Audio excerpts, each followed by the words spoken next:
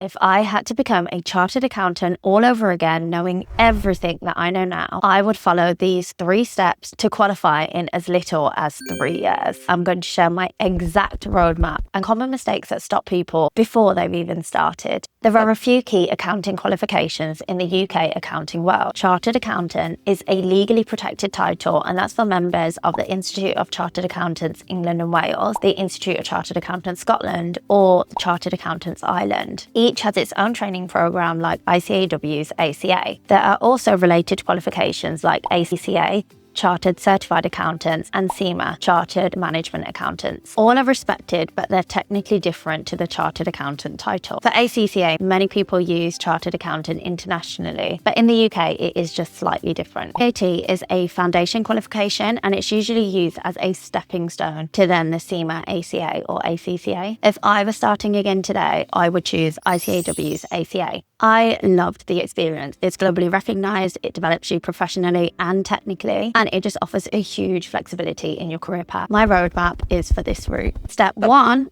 is find your route in. Your route depends on your background. School leavers can start via apprenticeship. Graduates usually go for training contracts. If you're a career changer, you most likely need to apply through an entry-level route with a training contract. And here's the crazy part. In the UK, you do not need to have any prior accounting experience to become a chartered accountant with ICAEW ACA.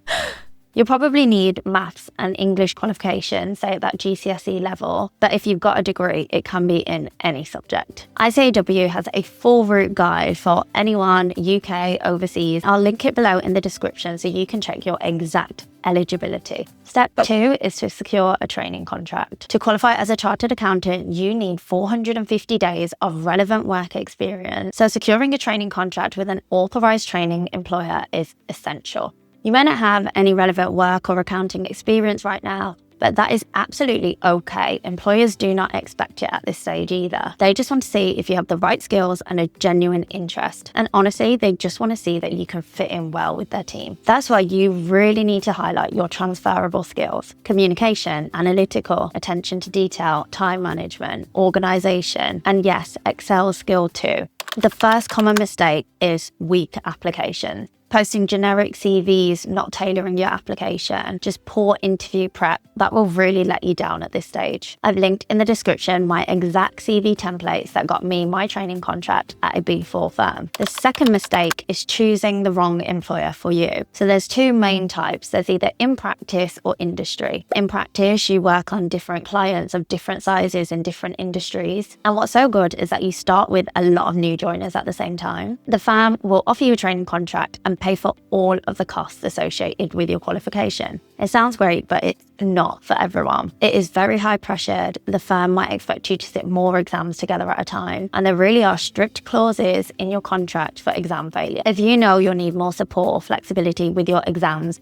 do try a smaller firm or perhaps industry. So that is where I've seen people have gone wrong and then eventually had to switch anyway. In industry, you of course would want to still find an authorised training employer that would pay for the cost of your qualification. What's the catch? You'll mostly be in a fixed term contract, so for a certain period of years, and your salary starts off lower and then it gradually increases. I've linked in the description ICAEW's website where you can find the authorised training employers near you. Mistake 3 is trying to self-study before securing a training contract. I'm sorry, I know, I get it. It sounds great. It's a really good way to show that you're interested, committed, yes. What I've seen though is overdoing it could potentially hurt your application. A lot of larger employers do just prefer you following their training program from day one. Having exemptions, credit for prior learning, that's all fine and very normal. If you did want to get ahead in accounting, I do have an accounting beginners book, and that's linked in the description where you can read that for free. Step 3, you're now in. Let's talk about the ACA pathway. So the ACA typically takes 3 to 5 years to complete depending on your entry route. Graduate routes are at the quicker end compared to, say, school leavers. There are 14 exams across 3 levels, as well as having to do them that practical work experience and having additional requirements to meet as well. It will feel overwhelming, but that's exactly why I've pulled together a free ACA checklist,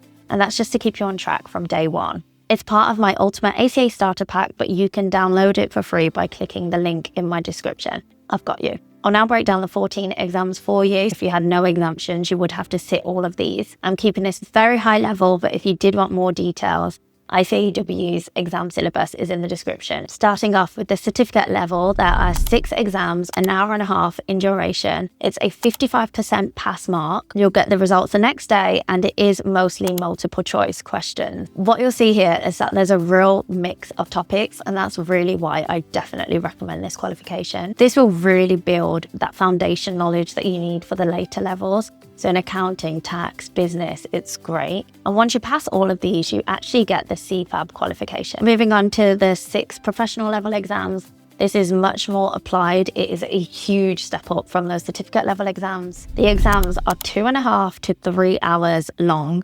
Still that 55% pass mark though, but that honestly does not make these easy at all. Even with some of the exams having permitted text or open book, you will just see my difficulty rating, and you can check that out in another video. Here, you're actually really just applying your knowledge to just real world scenarios, especially tax. I found that was actually really good.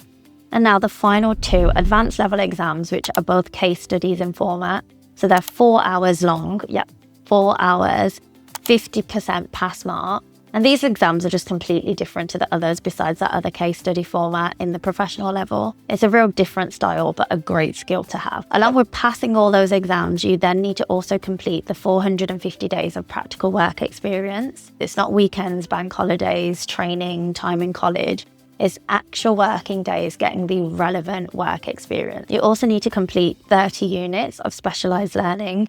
That's outside of all of your exams. It's just really built to support your development. Then you also need to be having 6 monthly reviews with your employer. These will include ethics discussions, and ethics is really just embedded throughout the whole qualification. If you are on the apprenticeship scheme, there are a few more things you need to do to qualify, and that's touched on in this video, linked in the description. Balancing all of this, a full-time job, trying to pass your exams, having a social life, it is tough. I do, however, think it is completely doable if you have the right structure. That is exactly why I designed and created the ultimate ACA Starter Pack, and that is to try to help you pass all of your exams first time and to keep your social life. Subscribe, as my next video is going to walk you through the whole pack, or you can just skip and access it right now in my description below. It is so normal to feel the pressure, to feel a bit scared, and that really is okay. Hopefully, once you've started your training contract, I am here to support you. I've got videos on how to pass each of the exams, how to study whilst working, and just really how to prepare at the different stages. It's all already there on my YouTube channel. If you wanted it now, just have a look. More is coming.